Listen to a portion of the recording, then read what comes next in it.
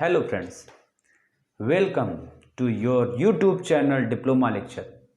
आपके YouTube channel diploma lecture में आप सबका स्वागत है। तो चलिए आज हम चलते हैं शून्य से शिखर की तरफ। हमारा उद्देश्य शून्य से शिखर की तरफ होना चाहिए। दोस्तों, एक नए जुनून के साथ, नई तैयारी के साथ चलते हैं जीएस की तरफ। तो दोस्तों, आप सबका स्वागत है आपके यूट्यूब चैनल डिप्लोमा लेक्चर में।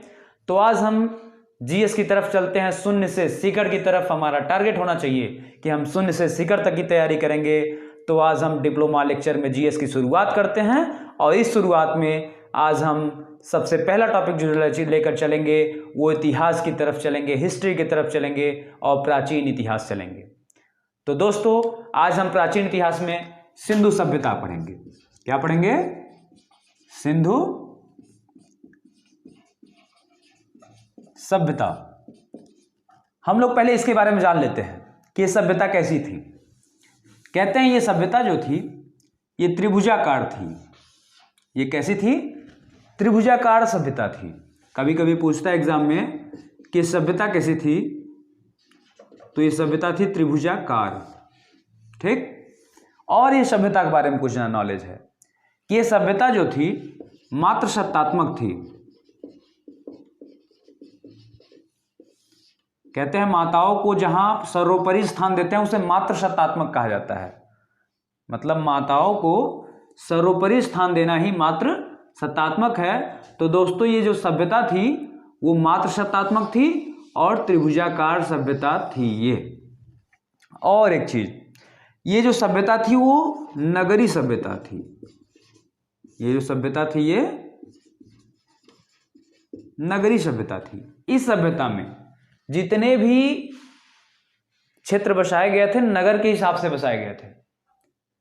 नगर के हिसाब से इसलिए थे कि जैसे आप देखते हैं नगर में जो घर बने रहते हैं उनके ठीक सामने जो रोड रहता है वहां पे किनारे पे नालियां निकली रहती हैं। तो ये सब साक्ष्य प्राप्त हुआ था कि घर के ठीक सामने सड़क हुआ करता था और सड़क के दोनों किनारे नालियां हुआ करती थी।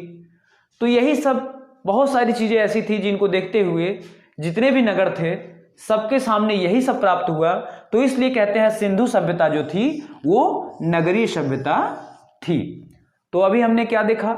सिंधु सभ्यता त्रिभुजाकार सभ्यता थी। मतलब एक त्रिभुज के रूप में बसा हुआ सभ्यता, त्रिभुजाकार सभ्यता, सिंधु सभ्यता। और इस सभ्यता को मात्र सत्तात्मक सभ्यता भी कहते हैं कि इसमें माताओं को सर्वोपरि स्थान दिया जाता है, सबसे उच्च स्थान दिया जाता है। इसलिए मात्र सत्तात्मक सभ्यता थी सिंधु सभ्यता। और यह सभ्यता नगरी सभ्यता थी। तो अभी हमने तीन चीजों को देख लिया कि सभ्यता जो थी नगरी सभ्यता थी, मात्र सत्तात्मक सभ्यता थी और त्रिभुजाकार सभ्यता थी। इस सभ्यता के बारे में कहते हैं, ये सभ्यता के बारे में लिपि तो है लेकिन पढ़ा नहीं गया। लिखा तो है लेकिन पढ़ा नहीं गया। तो अब हम चलते हैं, जैसा कि अभी हमने बताया ये नगरी सभ्यता थी। तो पहले जब नगर बसाए गए थे, मतलब नगरी सभ्यता का मतलब नगर बसाए गए थे, तो कितने नगर बसाए गए, कौन कौन से नगर थे और उस नगर में क्या क्या हमें साक्ष्य प्राप्त हुआ, कौन कौन से लोगों ने साक्ष्य प्राप्त किए, उन्होंने कैसे इनको पाया। तो इन सब के बारे में हम इसमें नॉलेज लेंगे, पढ़ेंगे। क्योंकि एग्जाम में पूछता है कि ये सभ्यता जो थी सिंधु घाटी सभ्यता, इसमें कौन कौन से नगर थे, इन नगरों को किस नदी के किनारे बसाया गया था और इस नगर की खोज किसने की, कब की और किस किस नगर से क्या क्या हमें प्राप्त हुआ, साक्ष्य क्या प्राप्त हुआ। तो सबसे पहले हम चलेंगे सिंधु घाटी सभ्यता में हड़प्पा स्थल के बारे में।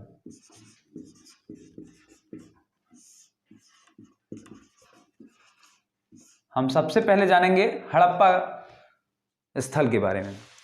तो जो हड़प्पा सभ्यता इसकी खोज 1921 में किया गया। 1921 ईस्वी में किया गया था दयाराम साहनी के द्वारा। दयाराम साहनी के द्वारा 1921 में हड़प्पा स्थल की खोज की गई थी। और ये जो सभ्यता है हड़प्पा सभ्यता, हड़प्पा स्थल, ये किस नदी के किनारे है। यहां से क्वेश्चन ये आता है, ये किस नदी के किनारे, तो यह किस नदी के किनारे है, रावी नदी। यह किस नदी के किनारे स्थित है, तो रावी नदी के किनारे यह स्थित था। इसलिए कहते हैं नदियों का नॉलेज होना चाहिए कि अब के समय में, वर्तमान समय में तो पीने का जो पानी है, बहुत सारे साधन हैं पीने की व्यवस्था, घर घर में नलकूप की व्यवस्था है, नल लगे हुए हैं, और हर एक गांव में अब तो जल योजना चल रहा है, हर एक गांव में पाइपलाइन के द्वारा पानी जाता है। लेकिन जब वो समय था सिंधु सभ्यता, नगर तो बसे जरूर थे, लेकिन नगर को ऐसे जगह बसाया गया जहां पे व्यवस्था पानी का भी हो। तो ऐसी तो डेवलप थी नहीं व्यवस्था कि नल के द्वारा पानी पहुंचाया जाए, ऐसा कुछ नहीं था। तो उस समय पानी पीने का एक ही स्रोत था, वो था नदी। वो क्या था, नदी। तो इसलिए जितने भी नगर बसाए गए उनको नदियों के किनारे बसाया गया। इसीलिए कहते हैं कि नगरों को बसाया गया तो नदियों के किनारे बसाया गया। और एग्जाम में भी इसीलिए नदियों को जरूर पूछता है कि कौन सी सभ्यता और किस नदी के किनारे स्थित थी। तो अभी हमने पढ़ा हड़प्पा जो स्थल है, हड़प्पा सभ्यता, ये रावी नदी के किनारे स्थित है। अब हम इसके बारे में देखते हैं, दयाराम साहनी ने जो खोज किया 1921 में हड़प्पा स्थल में, तो क्या क्या साक्ष्य प्राप्त हुआ, क्या क्या हमें साक्ष्य प्राप्त हुआ। तो सबसे पहले स्वास्तिक,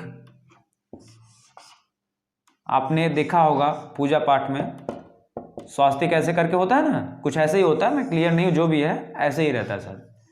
तो स्वास्तिक स्वास्तिक का जो चिन्ह है, ये स्वास्तिक का जो चिन्ह है, ये भी प्राप्त हुआ था। कहां से प्राप्त हुआ था, यही हड़प्पा स्थल का जब खोज किया गया तो वहां पे खुदाई हुई, तो वहां से साक्ष्य की कुछ प्राप्ति हुई, जिसमें स्वास्तिक, हमें स्वास्तिक का चिन्ह प्राप्त हुआ। तो दोस्तों ये हम जरूर ध्यान रखेंगे कि स्वास्तिक का जो चिन्ह है वो हड़प्पा स्थल से हमें प्राप्त हुआ था।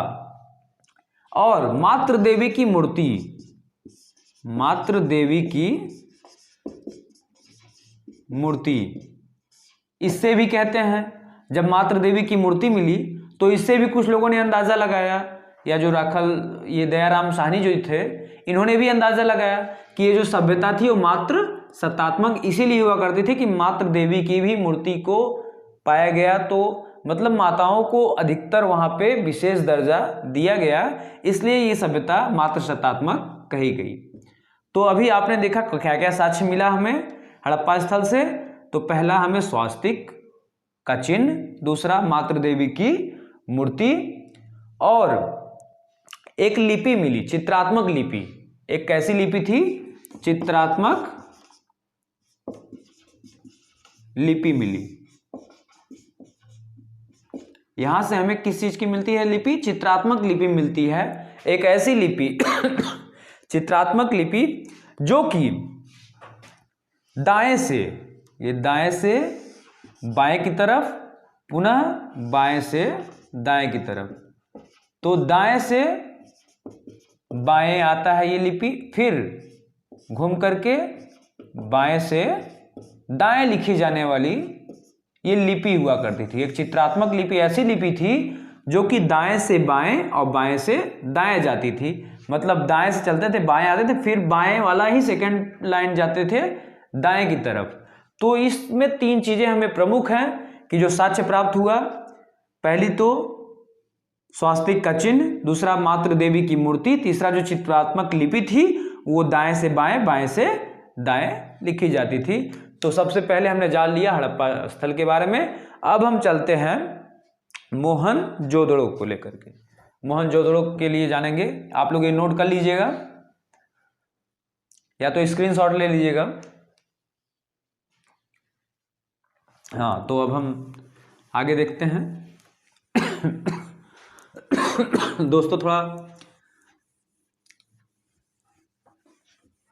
जितना एग्जाम में आता है उतना ही हम लेके चलेंगे, बहुत ज़्यादा नॉलेज लेके नहीं चलना है, उतना ही लेके चलना है जितने में हम सक्सेस हो जाए। तो हम सक्सेस होने के लिए पढ़ेंगे, न कि ज्ञान का भंडार रखने के लिए। तो सक्सेस होने के लिए पढ़िए, उसके बाद सक्सेस जब हो जाए तो बाकी कोई ज़रूरत नहीं है।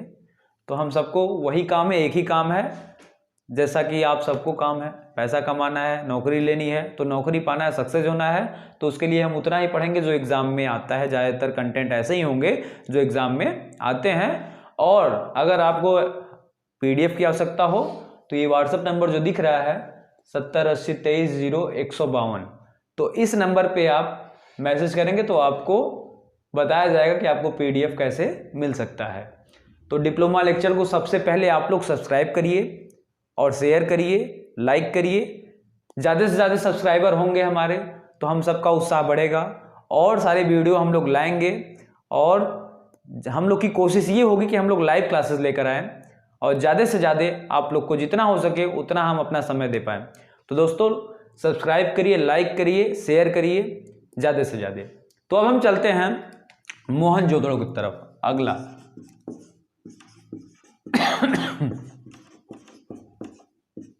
जो अगला नगर है हमारा मोहनजोदड़ो है। सिंधु घाटी सभ्यता में अभी हमने पहले देखा हड़प्पा सभ्यता, अब हम चलेंगे मोहनजोदड़ो की तरफ। तो मोहनजोदड़ो की खोज 1922 ईस्वी में, 1922 ईस्वी में मोहनजोदड़ो की खोज रखालदास बनर्जी, किसने किया? रखालदास बनर्जी जी ने किया था। तो इतना याद रख लीजिए कि मोहनजोदड़ो की खोज 1922 ईस्वी में रखालदास बनर्जी ने किया था। अब हम फिर ये किस नदी किनारे स्थित है ये जानना जरूरी रहता है। तो यह सभ्यता जो है वो सिंधु नदी के किनारे स्थित है। मोहनजोदड़ो जो स्थल था, ये स्थल किस नदी किनारे स्थित है? तो सिंधु नदी के किनारे स्थित है। ये मोहनजोदड़ो नाम क्यों पड़ा? इसका नाम रखालदास बनर्जी ने मोहनजोदड़ो क्यों बताया? मोहनजोदड़ो का मतलब होता है मृतकों का टीला। तो ये जो सभ्यता थी, जो नगर था, वो एक टीला के आकार का हुआ करता था, मतलब टीला के तरह से बना हुआ था, इसलिए इन्होंने इसका नाम मोहनजोदड़ो बताया। और यह सिंधु नदी के किनारे, जैसा कि आपने देखा, ये स्थित है। अब हम जानेंगे इससे हमें क्या क्या साक्ष्य प्राप्त होते हैं। उतना ही हमें जानना है जो कि हमारे एग्जाम में, वनडे एग्जाम में आते हैं। तो बृहत स्नानागार, बृहत स्नानागार, इससे आप लोग समझ गए होंगे।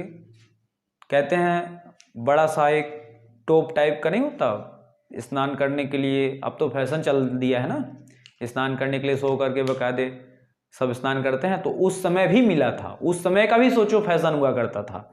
तो एक बृहत स्नानागार जिसका हमें साक्ष्य मिलता है, यही से मिलता है, मोहनजोदड़ो स्थल से हमें बृहत स्नानागार मिलता है। ये अब के समय का नहीं है जो कि सब लोग सो करके नहाते हैं, ये पहले ही हमें व्यवस्था मिल गया था, बृहत स्नानागार, जो कि हमें मोहनजोदड़ो से मिल जाता है। तो इसका साक्ष्य हमें मोहनजोदड़ो से ही मिल गया, रखालदास बनर्जी ने इसकी खोज कर दी थी। और अन्नागार, अन्नागार जो कि हमें यही से साक्ष्य मिलता है, मोहनजोदड़ो से अन्नागार का।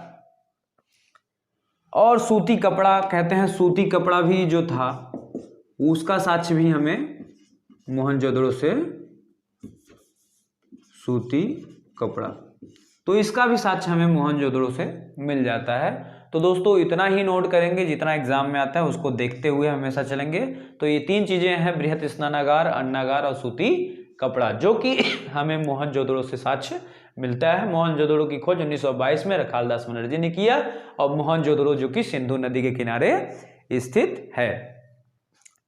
तो इसको भी एक बार स्क्रीनशॉट ले लीजिए। फिर हम आगे चलेंगे रोपड़ की तरफ। अगला जो हमारा स्थल होगा वो होगा रोपड़।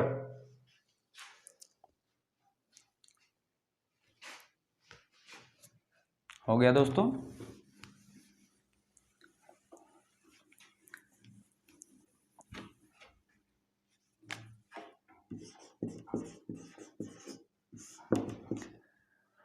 तो रोपड़, इसकी खोज 1953 में, इसकी खोज 1953 में यज्ञदत्त शर्मा जी के द्वारा,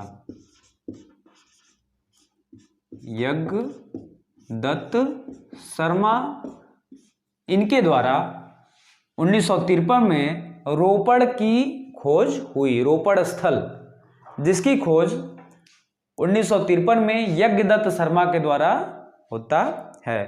रोपड़ जो कि सतलुज नदी, कहते हैं ना सतलज नदी, तो ये सतलज नदी के किनारे स्थित सभ्यता थी। अभी मैंने आपको बताया कि जितने भी स्थल थे, जितने भी नगर थे, वो नदियों के किनारे बसे हुए थे। तो रोपड़ किस नदी किनारे है? सतलज नदी के किनारे स्थित है। इसकी खोज 1953 में यज्ञदत्त शर्मा जी ने किया था। अब ये रोपड़ पड़ता कहाँ पे है? ये रोपड़ जो है तो वर्तमान में पंजाब, जो पंजाब है वर्तमान में, यहीं पे रोपड़ है। रोपड़ पहले कहाँ हुआ करता था? वर्तमान में जो पंजाब है वहीं पे ये रोपड़ हुआ करता था। तो अब हम जानेंगे कि रोपड़ से हमें क्या क्या साक्ष्य प्राप्त हुआ। जो इंपॉर्टेंट साक्ष्य है जो हमें यहाँ से मिला उसको हम देखेंगे, जो इंपॉर्टेंट है। उससे ज़्यादा हमें नहीं पढ़ना है, बहुत ज़्यादा नॉलेज की जरूरत नहीं है, उतना ही हम पढ़ेंगे जो हमारे एग्जाम में कंटेंट आते हैं। तो मोहर, आपने सुना होगा मोहर, जो कि इस समय किसी भी दस्तावेज पे लगाने के लिए मोहर की जरूरत पड़ती है। तो मोहर हमें यही से प्राप्त हुआ, रोपड़ से मोहर की प्राप्ति होती है, यही से हमें साक्ष्य प्राप्त होता है। और कुल्हाड़ी जो कि पेड़ काटे जाते हैं या फिर किसी भी काम में, लकड़ी काटने के काम में कुल्हाड़ी आता है, तो ये भी हमें उस समय मिल गया था। इसका भी साक्ष्य हमें रोपड़ से ही मिलता है। अब एक इंपॉर्टेंट है जो कि बहुत बार एग्जाम में आया है, इसका जो साक्ष्य है ये बहुत बार एग्जाम में आ चुका है दोस्तों, तो इसको हम लोग जरूर नोट करेंगे कि आदमी के साथ, या आप कहते हैं मालिक के साथ कुत्ते को दफनाना, मालिक के साथ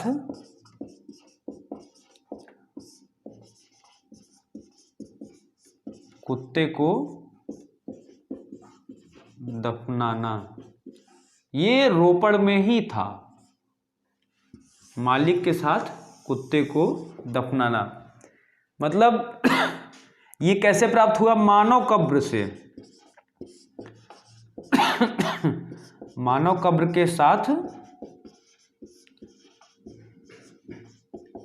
कुत्ते का कब्र, ये कहते हैं। ये दो शब्द में कह सकते हैं, एग्जाम में दोनों तरीके से आ सकता है कि मालिक के साथ कुत्ते को दफनाया जाता था, मतलब जिनकी मालिक की मृत्यु हो जाती थी उनके कुत्ते को भी या मार करके, जो भी साक्ष्य हो, लेकिन साक्ष्य तो यही मिला है कि मानव कब्र के साथ कुत्ता भी दफनाया जाता था। तो मालिक के साथ कुत्ते को दफनाने का प्रथा किसमें था? रोपड़ में था। मतलब जो मालिक मर जाते थे उनके साथ उनके कुत्ते को उसमें दफनाया जाता था। तो इतना हम स्क्रीनशॉट ले लेंगे दोस्तों। इसको समझ में आ गया होगा आप लोग को कि मानव कब्र के साथ कुत्ते का कब्र, मतलब जो मानव मरते थे उनके कुत्ते को इसके साथ दफनाया जाता था। और मोहर का साक्ष्य भी हमें रोपड़ से मिलता है, कुल्हाड़ी का भी साक्ष्य हमें रोपड़ से मिलता है। रोपड़ सतलज नदी के किनारे स्थित है। 1953 ईस्वी में यज्ञदत्त शर्मा जी ने इसकी खोज की थी। तो अब हम चलेंगे, हमारा अगला शहर होगा कालीबंगा। हमारा अगला शहर होगा कालीबंगा।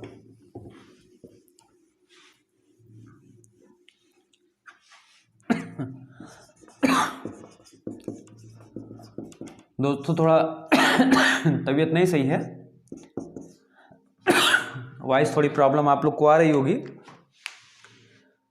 अब कालीबंगा की खोज जो है 1953 में ही कालीबंगा की खोज की गई, जो कि वीवी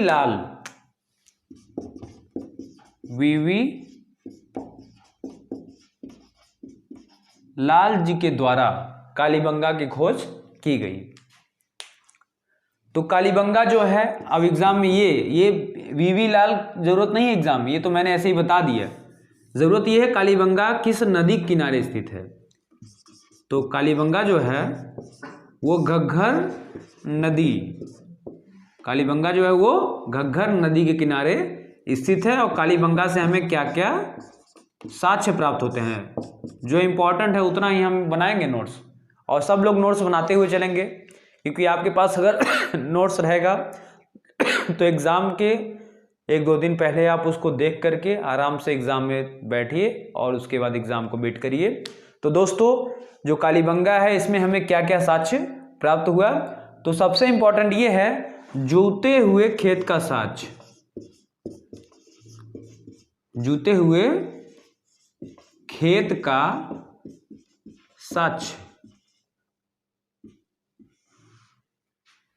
ये हमें कालीबंगा से साक्ष्य इसका मिलता है। मतलब जूते हुए खेत, खेती स्टार्ट कैसी हुई इसके बारे में अगर नॉलेज लेना है तो कालीबंगा से ही समझेंगे, क्योंकि जूते हुए खेत का साक्ष्य हमें कालीबंगा में ही मिल जाता है।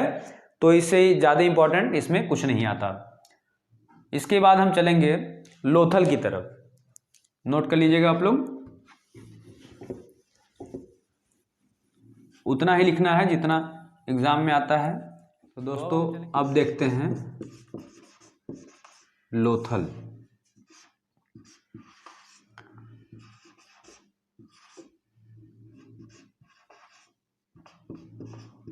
लोथल की खोज 1955 में कब की गई? 1955 में लोथल की खोज की गई। यह S.R. राव जी के द्वारा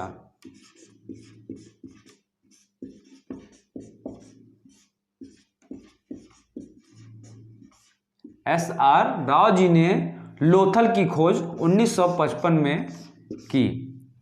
अब लोथल किस नदी के किनारे स्थित है? तो लोथल जो है वो भोगवा नदी के किनारे, किस नदी के किनारे? भोगवा नदी। यह भोगवा नदी के किनारे स्थित है। यहाँ से हमें क्या क्या साक्ष्य प्राप्त होता है ये जान लेते हैं। इंपॉर्टेंट क्वेश्चन बस यही आते हैं जितना आपको बताया जा रहा है कि लोथल किस नदी के किनारे स्थित है, लोथल की खोज कब की गई, लोथल की खोज की किसने, और लोथल से हमें क्या क्या मिलता है। तो चावल का साक्ष्य, चावल समझ रहे होंगे, चावल का साक्ष्य हमें लोथल से मिलता है। अग्निकुंड, अग्निकुंड, अग्निकुंड मतलब इससे पता चलता है कि उस समय भी पूजा पाठ एक अलग दृष्टि में हुआ करता था, अग्निकुंड की जरूरत पड़ती थी। तो अग्निकुंड भी हमें लोथल से प्राप्त होता है। और तराजू, तराजू मिलता है तो हमें यह पता चलता है कि माप तौल की एक प्रारूप कोई रहा होगा जो कि तराजू मिला तो जरूर मापने का कुछ यंत्र है ये। तो तराजू हमें साक्ष्य ये मिलता है कहां से? लोथल से। तो तराजू का भी साक्ष्य हमें कहां से मिलता है? लोथल से मिलता है। तो दोस्तों इतना हम नोट कर लेंगे लोथल के बारे में। एक बार इसको अच्छे से नोट कर लीजिए। लोथल जो है 1955 में S.R. राव जी के द्वारा इसकी खोज की गई। यह किस नदी किनारे स्थित है? भोगवा नदी किनारे में। और इससे क्या क्या साक्ष्य मिलते हैं? चावल का साक्ष्य और अग्निकुंड का साक्ष्य और तराजू का साक्ष्य हमें लोथल से मिलता है। अब हम चलेंगे आलमगीर। अगला नगर हमारा होगा आलमगीर। सिंधु सभ्यता भी हम पढ़ रहे हैं। सिंधु सभ्यता में कितने नगर बसे गए थे उन नगरों के बारे में थोड़ा थोड़ा हम जान लेंगे कि कौन कौन से नगर थे और किस नदी के किनारे स्थित थे और इनकी खोज किसने की थी। तो आलमगीर, आलमगीर की खोज 1958 में, आलमगीर की खोज 1958 में यज्ञदत्त शर्मा, यज्ञदत्त शर्मा जी के ही द्वारा, यज्ञदत्त शर्मा इन्हीं के द्वारा किया जाता है। तो आलमगीर, आलमगीर की खोज 1858 में यज्ञदत्त शर्मा के द्वारा किया जाता है। आलमगीर किस नदी किनारे स्थित है? ये इंपॉर्टेंट क्वेश्चन है। तो आलमगीर हिंडन नदी, हिंडन नदी, इसको नोट कर लीजिएगा। हिंडन नदी के किनारे आलमगीर स्थित है। यहाँ से हमारा इंपॉर्टेंट साक्ष्य क्या क्या है जो हमें यहाँ से मिलता है? तो यहां से सबसे इंपॉर्टेंट साक्ष्य जो है वह है मिट्टी का बर्तन, मिट्टी का बर्तन, कटोरा, तो ये सब चीजें हैं, इससे हमें यहाँ साक्ष्य मिलता है। और एक चीज है जैसे कि चौका, कहते हैं चौका नहीं होता जिस पे रोटी बेली जाती है, इसका भी साक्ष्य हमें यही से मिलता है। तो अभी दोस्तों हमने पढ़ा आलमगीर। तो आलमगीर किस नदी किनारे? हिंडन नदी किनारे। यहाँ से हमें मिट्टी के बर्तन का साक्ष्य मिलता है। यज्ञदत्त शर्मा ने इसकी खोज की थी। तो एक बार फिर से हम लोग रिवीजन कर लेंगे दोस्तों कि जो हमारी सिंधु सभ्यता है, एक बार रिवीजन करेंगे।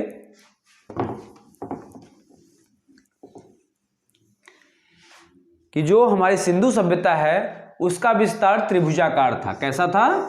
कुछ त्रिभुजाकार आकार का था। अब त्रिभुजाकार था तो इसमें नगर कहीं न कहीं बसे हुए थे, त्रिभुज आकार के रूप में बसे हुए थे। तो मैंने आपको बताया जितने भी नगर बसे होंगे वो नदियों के किनारे बसे होंगे, जितने भी नगर बसे होंगे वो नदियों के किनारे बसे होंगे। तो सिंधु सभ्यता नगरी सभ्यता थी, इससे ये पता चलता है नगरी सभ्यता थी। और यह सभ्यता मात्र सत्तात्मक थी। कैसी सभ्यता थी? मात्र सत्तात्मक थी। यह कैसी सभ्यता थी? मात्र सत्तात्मक थी। और इस सभ्यता का लिपि तो था लेकिन इसे पढ़ा नहीं गया था। अब इसी सभ्यता में आता है हमारा हड़प्पा स्थल, हड़प्पा स्थल, मोहनजोदड़ो,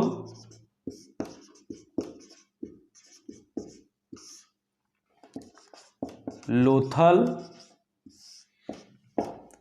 तो अब हड़प्पा सभ्यता, हड़प्पा सभ्यता जो है ये रावी नदी किनारे स्थित है। किस नदी किनारे?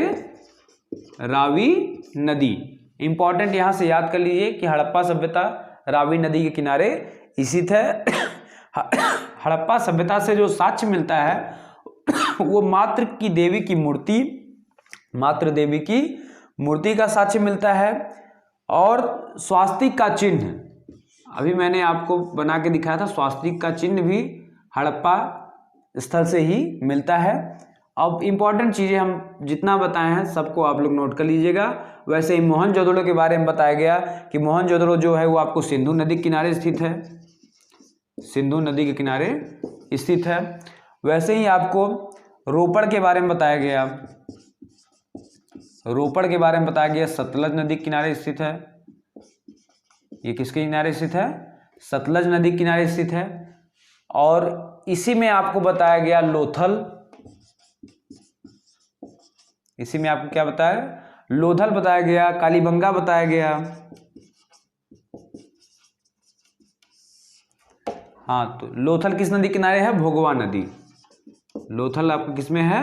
भोगवा नदी के किनारे स्थित है। और कालीबंगा आपका किस नदी के किनारे स्थित है? घग्घर नदी। कालीबंगा आपका घग्घर नदी के किनारे स्थित है। तो ये इंपॉर्टेंट है जो कि अभी हमने आपको लिखवा दिया। नदियाँ ये किस नदी के किनारे स्थित है ये बहुत ही इंपॉर्टेंट है। और एक आलमगीर था, आलमगीर। तो आलमगीर हिंडन नदी किनारे स्थित है, हिंडन नदी। तो दोस्तों ये नदी इंपॉर्टेंट है और कौन से चीज़ें कहाँ से हमें साक्ष्य प्राप्त हुई ये जरूरी है। तो आज के लिए इतना ही, फिर हम आपके लिए लेकर आएंगे आगे वैदिक युग। तो आज हमारा सिंधु सभ्यता यहाँ पे समाप्त होता है। अब अगले वीडियो में हम पढ़ाएंगे आपको वैदिक युग, मतलब ऋग वैदिक और उत्तर वैदिक। ऋग वैदिक युग में हम पढ़ेंगे दशज युद्ध के बारे में।